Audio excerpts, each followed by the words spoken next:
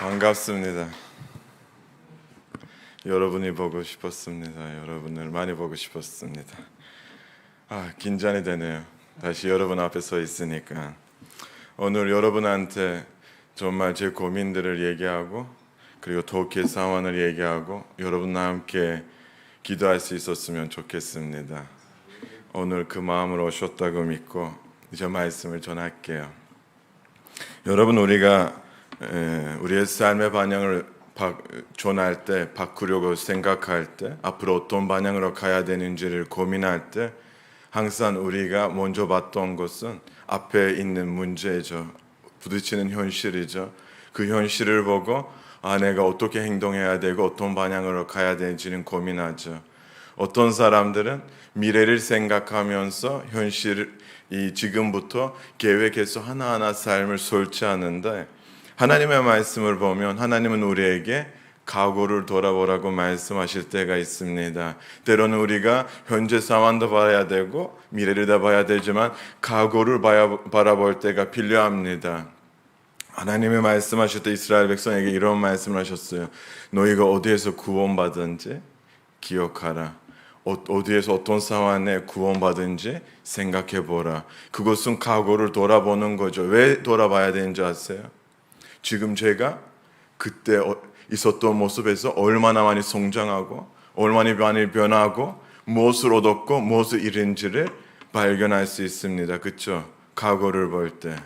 과거를 보지 않으면 제가 무엇을 얻었는지 무엇을 잃어버린지는 발견하기가 어렵습니다. 그래서 제가 터키 기독교 역사를 뒤로 돌아보고 터키 기독교 역사가 어떻게 왔는지, 현재 제가 한 목회자를, 한 선교사를 그 땅에서 섬길 텐데 제가 터키 땅 안에 어떤 변화들이 있는지, 하나님 앞으로 어떻게 일하실지, 제가 어떤 자세로 있어야 될지.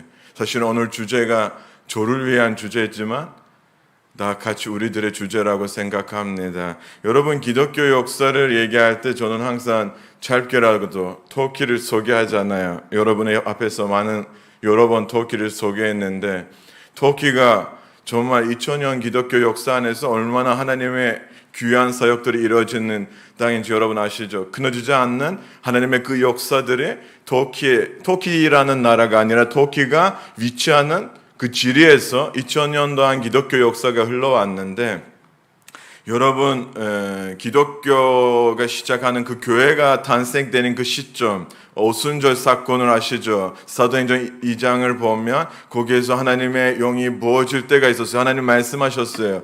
종말이 올 때, 주님의 날이 올 때 제가 내 영을 모든 만민에게 부어주리라고 말씀하셨는데, 그 말씀이 사도행전 2장에 볼 때는 이루어지는 거죠. 그때 거기를 방문하는 디아스포라 유대인들이 있었어요. 그들은 다양한 지역들에서 살았던 유대인들, 하나님을 예배하는 자들이었는데 명절이 오니까 그들은 예루살렘으로 오는 거죠. 그리고 와보니까 거기 어떤 사람들이 있었냐면 메소포타미아에서 카파도키아, 본도, 아시아, 부르기아, 밤빌리아, 그런 지역들에서 오는 유대인들, 하나님을 예배하는 사람들이 있는데, 그 사람들이 어떤 환경을 목격하죠? 하나님의 약속하신 그 말씀이 이루어지고 교회가 이제 탄생되는 그 시점을 목격하는 사건을 보게 되죠. 그 지역들 어디인지는 여러분 다 아시죠? 모르는 척 하세요. 제가 얘기할게요. 터키죠. 터키에 있었던 지역들이고, 거기에 사는 사람들은 그 교회가 시작하는 그 시점에 그 일을 목격하고 그 일을 경험하게 되는 거죠. 다음에 여러분 아시는 것처럼 많은 신학 성경에 보면 많은 인물들이 탄생하고 태어나고 자랐던 환경은 터키, 현재 터키에 있는 지리인데, 저는 바울을 보면 여러분 정말 하나님이 왜 터키라는 지역에서 태어나게 하셨을까 막 그것도 생각하고, 다소라는 지역에서 그가 태어나고, 다소는 어디인지 아시죠? 멜신이라는 터키 지역인데, 터키에서 태어나고, 그리고 하나님은 그를 부르실 때 바나바와 함께 시리아 안디옥에서 바손을 보내요. 그렇죠? 열방 가운데 가서 복음을 전하라고 하는데, 여기에서 너무 신기한 거예요. 여러분에게 별로 와닿지 않아요, 그 지역들은. 하지만 저한테는 자부심이 있어요. 왜냐하면 터키라는 지역 그 지리 안에서 1차, 2차, 3차 전도여행의 대부분 지역들은 터키에 있었어요. 제가 그거를 왜 얘기하냐면 하나님의 마음이, 하나님의 시선이 있었던 땅을 바라보면서 이야기하고 있어요. 하나님 거기에 있는 영혼들을 얼마나 많이 살리고 싶고, 거기에 처음에 세워진 교회들의 대부분이 터키라는 지역에서 세워지고, 많은 순교 사건들이 일어나고 많은 헌신들이 터키라는 그 지역에서 일어났는데, 많은 부흥의 불빛이 그 땅에서 일어나서 열방으로 퍼졌는데, 그 땅에 여러분 그 7교회 계시록까지 올 때 보니까 7교회 나오잖아요. 그 7교회가 다 터키에 있는 교회들인데 하나님 그 교회들을 보고 책망하기 시작했어요. 너희는 어디에서 첫사랑을 잃어버리는지 기억하라. 너희에게 내가 주었던 그 사명을 만일에 너희가 보호하지 않고 다시 그거를 붙잡지 않으면 내가 그 촛대를 옮기겠다. 하나님의 그 책망하신 그 교회들은 그 이야기를 듣고 어떤 교회들은 회개하고 돌이키지만 자기 삶의 방향을 바꿨지만 자기 행동을 바꿨지만 어떤 교회는 그걸 지키지 못해서 멸망하고 그 교회가 없어지고 사라졌습니다.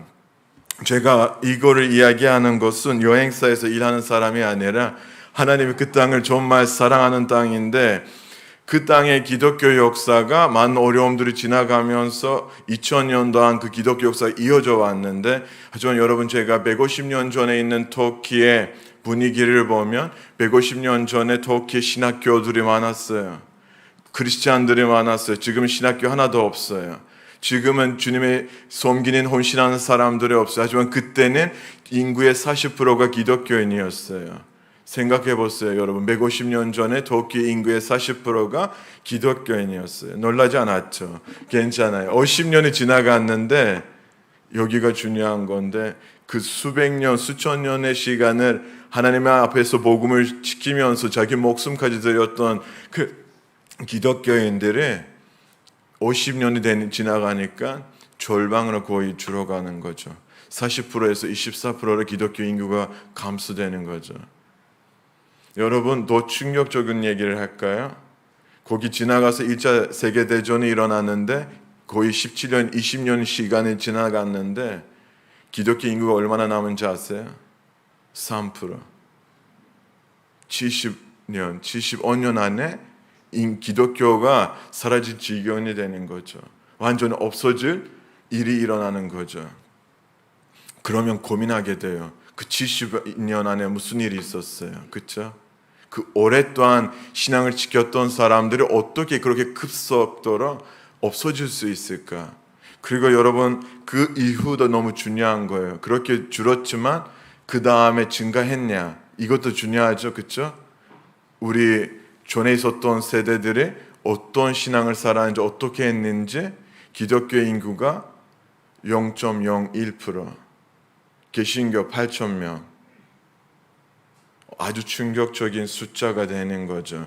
그러면 여러분 제가 이 얘기를 여러분한테 하는 이유가 제가 하나님 앞에 늘 물어보는 것이죠.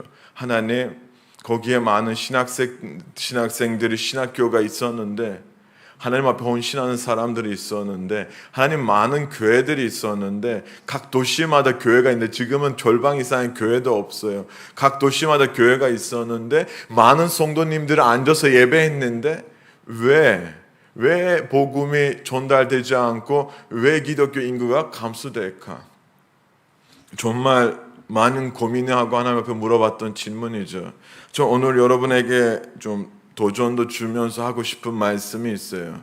저는 터키를 고민하고 터키를 위해서 기도하고 그것을 돌아보지만 여러분 한국 교회를, 여러분 한국 역사를 봤으면 좋겠습니다. 왜 그러냐면 최근에 와서 어떤 기독교, 여기 한국에 있는 기독교인들이 하는 통계를 봤는데 한 6개 주요 교단에서 하는 통계인데 이런 말이 있어요. 10년 안에 계속적으로 기독교 인구가 영속으로 감소됐어요. 한국에서.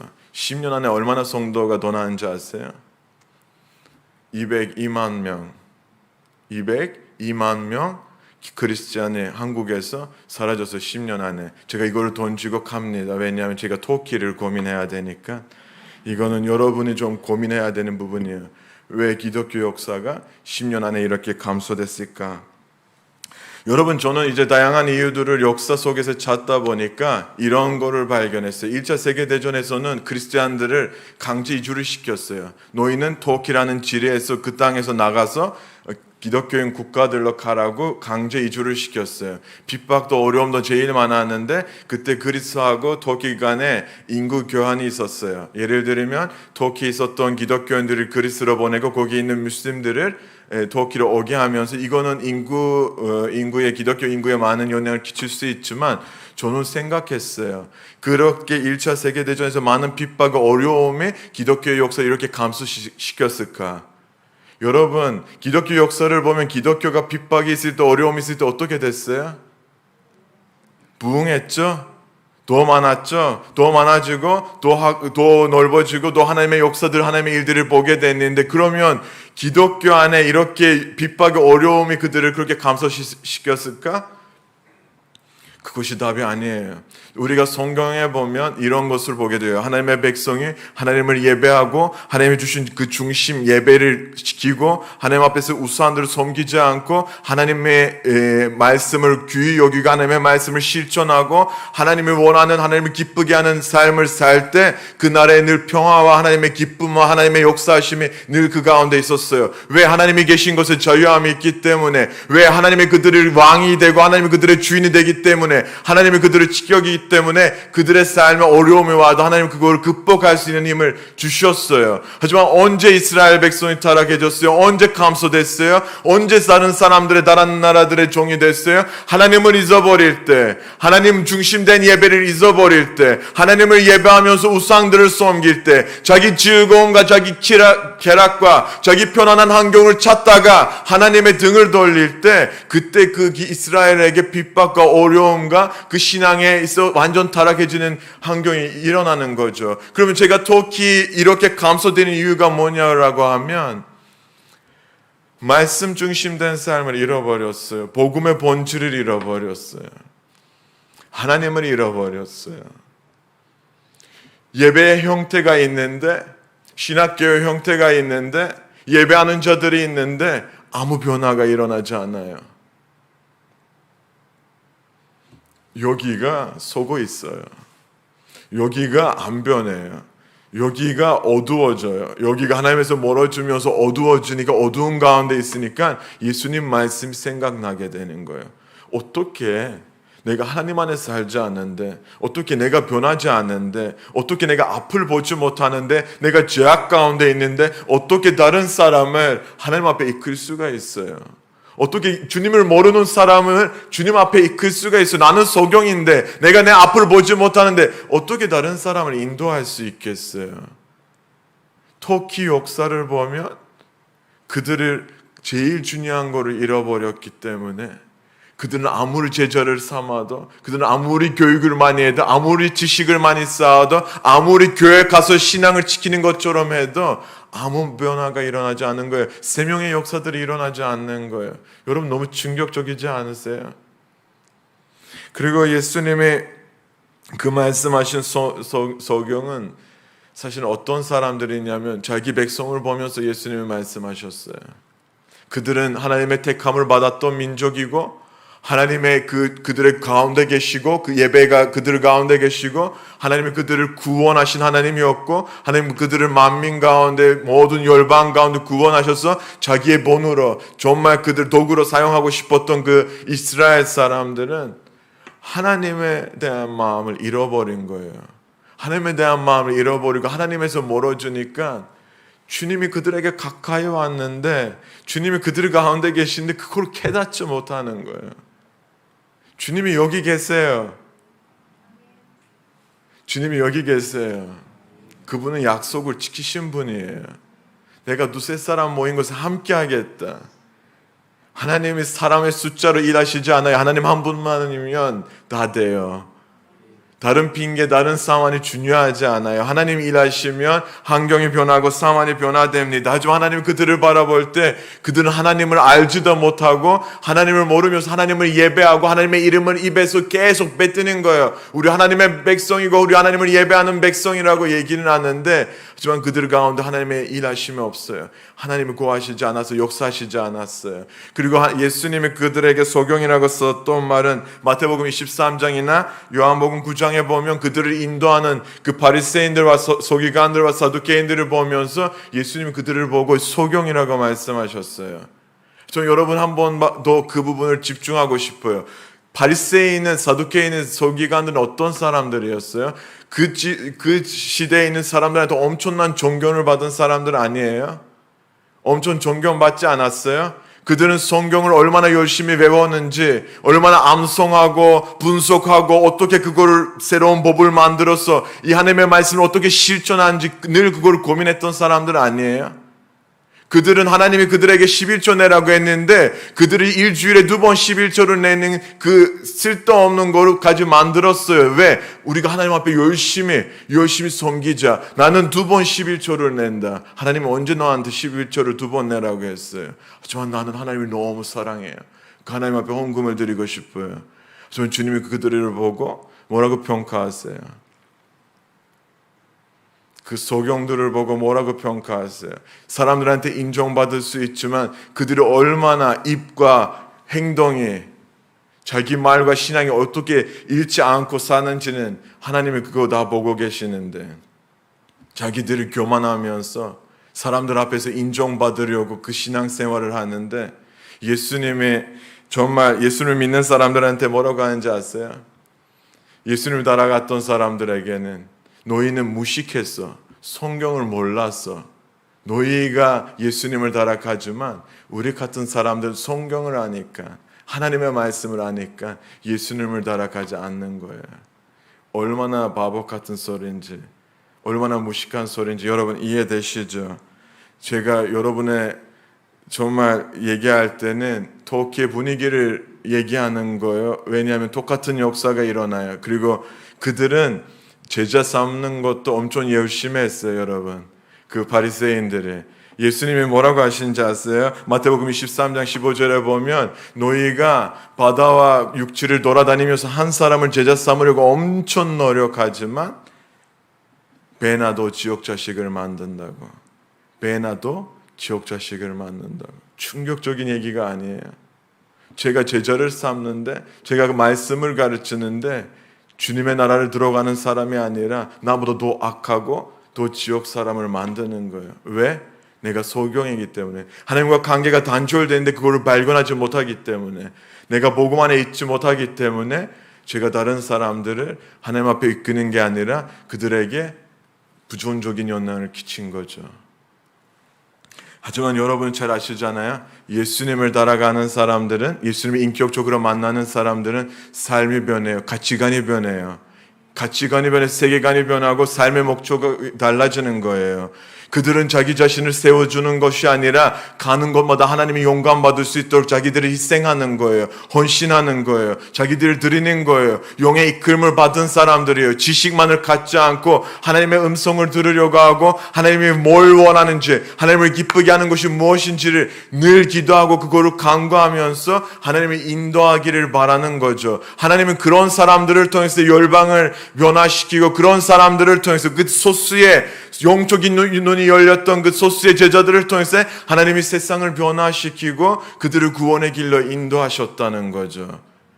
하나님은 이 시대에 어떤 사람들을 세우고 싶으냐, 하나님 이 시대에 어떤 사람들을 일으키고 싶으냐 물어보시면 여러분, 하나님 바리새인들을 원하지 않습니다. 하나님 우리가 바리새인으로 사는 것을 원하지 않습니다. 지식만 세우고 우리 원하는 대로 옳은 대로 사람들에게 인정받으려고 하는 그런 신앙으로 사는 사람들을 하나님 원하지 않습니다. 터키에서도 한국에서도 열방 가운데도 하나님 이런 사람들을 쓰시지 않습니다. 하나님이 원하는 사람은 자기 삶을 완전히 주님 앞에 드리고 자기가 얼마나 제약된 존재인지 그 안에 얼마나 더러운 것들이 있는지 깨닫는 사람을, 하나님의 크심을 보고 그걸 깨달은 사람들을 하나님이 그런 사람들을 사용하시기를 원하시고 그런 사람들을 일으키기를 원하세요. 터키 가운데도 하나님 그런 사람들을 일으켜서 역사를 변화시키기를 원하세요. 여러분 저는 그거를 왜 얘기하냐면, 여러분, 제가 지금 이 시대에 저 같은 젊은 사람들 하나님이 많이 부르셨어요. 터키에서는 부르셔서 어떻게 하는지 아세요? 원래 터키에 우리가 잘해야 되잖아요. 터키에 있어야 되는, 터키에서 불렀는데 지금 하나님 우리를 터키 안에서 두지 않았어요. 우리를 열방으로 흩어지게 하셨어요. 왜 그런지 아세요? 제가 그 조그만 우물 가운데 있으면 거기에서 그 사람들의 교육을 받으면 제가 어떤 사람이 되겠어요? 그들과 동일한 사람이 되죠.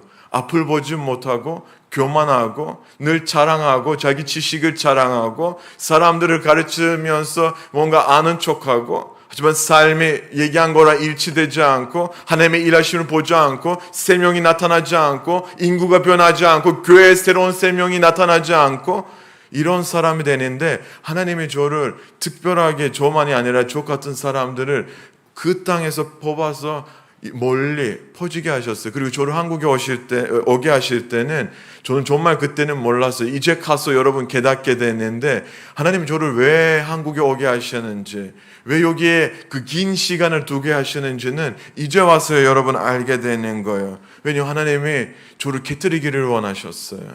제가 소경으로 자랄까봐, 제가 앞을 못 보는 그냥 종교인으로, 바리새인으로 자랄까봐 하나님 그걸 깨뜨리기를 원해서 한국에 데려왔는데, 제가 한국에 왔을 때 얼마나 교만한지 아세요? 여러분 모르시죠? 왜냐면 제가 많이 변한 다음에 왔는데 9년 시간이 지나가서 10년 시간이 지나간 다음에 여러분 가운데 왔는데, 저는 1%도 안 되는 그 기독교 안에, 소수 기독교 안에 부르심을 받은 사람이에요. 대단하시죠? 여러분 경험 안 해봐서 모르시죠? 그 1% 안에 들어가는 게 얼마나 귀한 것인데, 저는 순교자의 가족에서 태어났고 목회자 부모님 있고 4대째 이산이고, 저는 어렸을 때부터 말씀으로 자랐고, 저는 하나님을 잘 섬기고 잘 아는 줄 알았어요. 한국에 왔는데 충만한 사람들이 정말 많아요. 제가 아는 지식을 고등학생들이 알아요. 얼마나 많이 깨졌는지.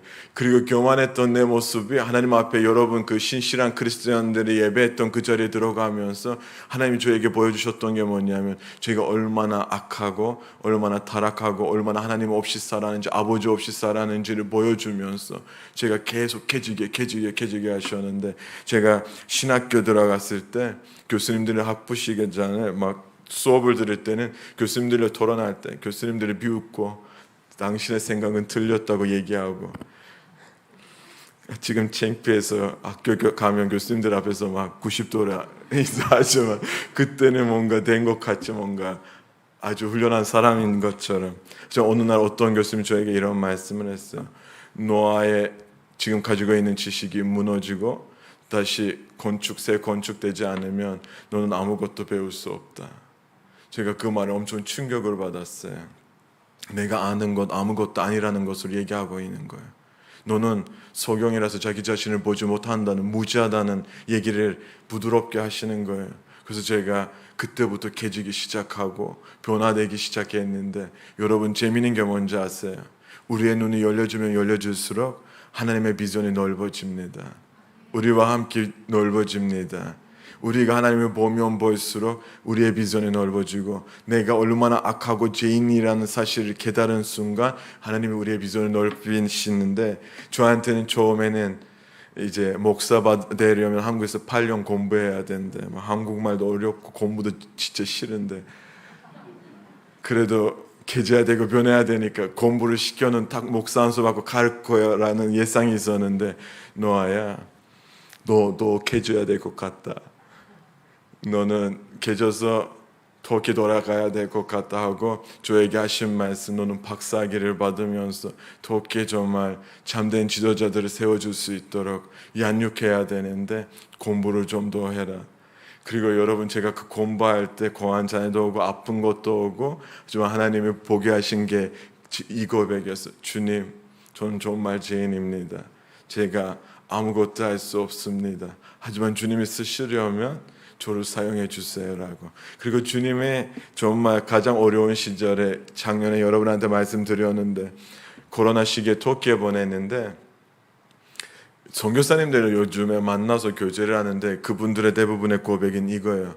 코로나 시간에 아무것도 못하고 계속 앉게 됐어요. 계속 한국에 머물게 됐는데, 저는 코로나 시기에 터키 갔는데 아무것도 할 수 없는 환경에 하나님이 계속 많은 사역들을 하게 하셨어요. 여러분 13년도 한국에 있으니까 사람들 저를 알겠어요? 제가 어떤 지식을 가지고 어떤 생각을 가지고 알겠어요? 모르잖아요. 모르는 사람랑 일하겠어요? 안 하잖아요. 지금 하나님이 너무 멋지세요. 엄청난 계획들을 가지고 우리가 그걸 깨닫지 못하는데 그분의 말씀에 따라 움직일 때는 그거를 발견하게 되는데 하나님 그 지명도 없는 저를 뭔가 나를 나타내려고 하는 게 아니라 사람들 아래에 같이 사역하니까 천년 가서 초해에 많은 비디오들을 찍으면서 영상을 통해서 복음을 전하고 강의를 많이 했다고 작년에 얘기했잖아요. 원래 시작되는데 재미있는 일이 일어나는데 어디 가면 사람들이 인사를 하는 거예요. 어디 가면 저를 아는 척 하는데 저는 몰라요. 그 사람들은 노아가 전하는 말씀을 듣다가 은혜 너무 받아서 뭔가 달라서 다른 사람들한테 추천하고 보내고 보게 하고 그런 사람들이 많아졌다는 것을 보고 너무 충격을 받았어요. 그리고 재미있는 게 뭔지 아세요? 중요한 사역 있는 자리에 초청을 받아요. 저는 아무 목회자도 아니고 거기에서 알리는 사람도 아닌데 중요한 사역 자리에 저를 부르는 거예요. 여러분 제가 거기 갈 때 얼마나 많이 기도하고 가겠어요. 왜냐하면 저를 공부했던 사람으로만 알고 있지만 저는 공부해서 목회자가 되는 게 아니라 하나님 나를 부르셔서 하나님의 기름 부어주셔서 제가 그 자리에 서 있는 거지 공부를 하는 거지. 그리고 에페소라는 지역에서 여러분 다양한 그 터키에 있었던 목회자들 교회 리더들이 모여서 거기에 집회를 강의를 하러 갔어요. 갔는데 4명의 강사가 있는데 한 명은 어떤 얘기를 하냐면 조직신학을 가르쳐요. 조직신학이 정말 터키에 필요한 부분인데 왜냐하면 이슬람 신학이 있긴 있으니까 가끔 충돌돼서 확실한 지식을 전해야 되니까 조직신학이 너무 중요한 거예요. 조직신학을 가르치는 사람을 듣고 그 다음에 어떤 분이 귀신론을 가르쳤어요. 귀신론을 왜 가르쳐? 주님만 잘 알면 도망가는데 막 귀신론을 가르치고 어떤 사람은 성령의 역사를 막 가르치는데 제가 가서 뭘 얘기하는지 아세요? 사복음서 안에 있는 예수 그리스도. 기독교가 여태까지 올 수 있는 거는 교리가 아니에요. 지식이 아니에요. 교회 정승이 아니에요. 이거는 착각이에요. 예수 그리스도가 아니면 예수 그리스도에 대한 믿음이 아니면 기독교가 사라져요. 기독교가 없어져요. 예수 그리스도를 알게 되면 예수 그리스도를 믿게 되면 예수 그리스도를 따라가게 되고 그분을 닮게 되는 거죠. 여러분 예수 그리스도를 닮기를 원합니다. 우리가 예수 그리스도를 닮기 위해서 부르심을 받은 자들입니다. 그래서 제가 그분들한테 얘기한 것은 우리가 예수님을 닮아가야 되고 예수님을 따라가야 됩니다. 그분의 희생을 본받아야 되고 그분의 섬김을 본받아야 되고 그가 아버지 앞에서 자기를 낮춰주고 아버지의 이름을 높일 수 있도록 십자가에서 죽기까지 헌신했던 것처럼 우리가 그것을 배워야 됩니다 하는데 사람들이 충격을 받은 거예요. 이렇게 단순한 이야기를 박사학위를 받고 얘기한다고. 제가 비웃죠. 그 간당한 복음을 우리가 지키지 못한다는 거죠. 그 잘 알았던 성경을 삶에 실천하지 못했다는 거죠. 이거 더 웃긴 거죠. 내가 크리스찬이라고 얘기하는데 내가 성경을 안다고 했는데 내 삶에 생명의 역사들이 없어요. 예수님의 흔적이 안 나타나요. 그거만큼 웃긴 거 없어요. 하나님은 거기에서 같이 함께 사역할 만한 사람들을 만나게 하셨는데 여러분 재미있는 일이 있었어요. 오기 전에 터키에 많은 젊은 청년들이 모였던 집회가 있었어요. 3년에 한 번 열리는데 거기에 초대를 받았어요. 초대를 받았는데 원래 유럽에 있는 터키인들하고 터키 땅에 있는 젊은 사람들이 18부터 30살까지 있는 청년들 한 자리에 모여서 집회를 했는데 여러분 가보니까 정말 대부분이 2년 안에 3년 안에 그 코로나 시기에 예수님을 만났던 무슬림 청년들이에요. 엄청 기대가 되죠. 8,000명의 기독교 인구가 있는데 개신교 300명이면 여러분한테 적게 오지만 거기서 엄청난 큰 숫자죠. 그 자리에 모였는데 여러분 제가 가서 그들을 보면서 마음 아팠던 한 가지가 뭐냐면 진행하는 사람들 그들을 지도하는 사람들, 이끄는 사람들은 게임이나 노는 거나 먹는 거를 너무 풍성하게 너무 완벽하게 준비했는데 예배가 너무 막 놀다가 피곤해질 때 예배하자 그런 분위기로 막 가니까 너무 마음이 아픈 거예요. 이들이 교회 안으로 들어왔는데 이들에게 뭐가 필요하죠? 복음이 필요하고 주님을 만날 수 있게끔 지도할 사람들이 필요하고 인격적으로 하나님을 만나고 변화해야 되는데 그거에 신경을 안 쓰고 노는 것만 먹는 것만 열심히 하고 예배는 하긴 하는데 별 의미가 없는 거죠. 하지만 여러분, 제 마음이 너무 질리고 너무 아픈 거예요. 하나님, 정말 우리 터키에 많은 지도자들이 필요합니다. 영적으로 이끌 만한 지도자들이 필요한데 하나님, 이 양들을 보세요. 얼마나 많은 영혼들 교회 안으로 들어오는데 이들을 이끌어갈 사람들을 일으켜달라고 기도하게 되고 간구하게 되죠. 마지막으로 여러분한테 말씀드리고 싶은 것은, 어떤 교회 이제 천빙이 돼서 정말 기도하다가 1년 반 만에 결정하고 하나님의 주신 마음을 확실해지니까 가게 되는데 너무 많이 부담이 있어요. 왜냐하면 저는 한 교회 목회자가 되면서 터키 교회를 섬길 사람인데 저는 정말 영의 사람이 되기를 원해요. 저는 다음 세대를, 현재 있는 사람들을 하나님 앞에 이끄는 사람이 되기를 원해요. 저도 하나님을 예배하고 복음의 본질을 붙잡고 하나님의 뜻을 구하고 하나님의 기뻐하는 삶을 살면서 그런 교회를, 그런 제자들을 양육하고 싶은데 여러분 기도 많이 해주셨으면 좋겠습니다. 이제 모든 게 시작이에요. 시작하니까 터키에 대해서 이렇게 넓은 이야기처럼 여러분한테 얘기했지만 기도가 너무 많이 필요하고, 마지막으로 여러분한테 드리고 싶은 말씀은 그거죠. 여러분, 하나님의 한국 교회를 위해서 여러분을 쓰시기를 원하고 열방을 위해서 여러분을 쓰시기를 원하시는데, 우리가 지금 감소되는 기독교 인구가 감소되는 이 시점에 미래에 대한 계획들을 많이 세우지 마세요. 현실을 보고 남 탓하지 마세요. 이 목사가 이렇다, 이 사람이 이렇게 잘못해서 그렇다라고 탓하지 마세요. 하나님이 보여주신 게 그거예요. 하나님은 정말 주님 앞에 헌신한 사람이 있으면 하나님 그 사람 한 사람 두 사람을 통해서 일하실 만한 분인데, 제가 먼저 그분 앞에 헌신돼야 돼요. 제가 먼저 개져야 돼요. 제가 먼저 그 빛비춤을 받아서 제가 얼마나 악한 사람인지, 얼마나 교만한지, 얼마나 내 안에 더러운 생각들이 있는지, 얼마나 내 인격이 굳어져서 변하지 않는지, 얼마나 주님의 말씀에 귀를 기울이지 않는지를 여러분 깨달으면 그때부터 하나님 우리를 통해서 기독교 역사를 바꿀 수가 있습니다. 한국의 교회가 다시 살아날 수 있습니다. 저는 한국 교회를 통해서 살아났고 지금 열방이 한국 교회 선교사님들을 통해서 주님에게 오는데, 하지만 여러분, 한국 교회가 이제 일어나야 되고 터키 교회가 일어나야 되고 열방이 일어나야 마지막 시대를 하나님 앞에 이끌 수가 있습니다. 우리가 찬양 하나 하면서 주님 앞에 갑시다.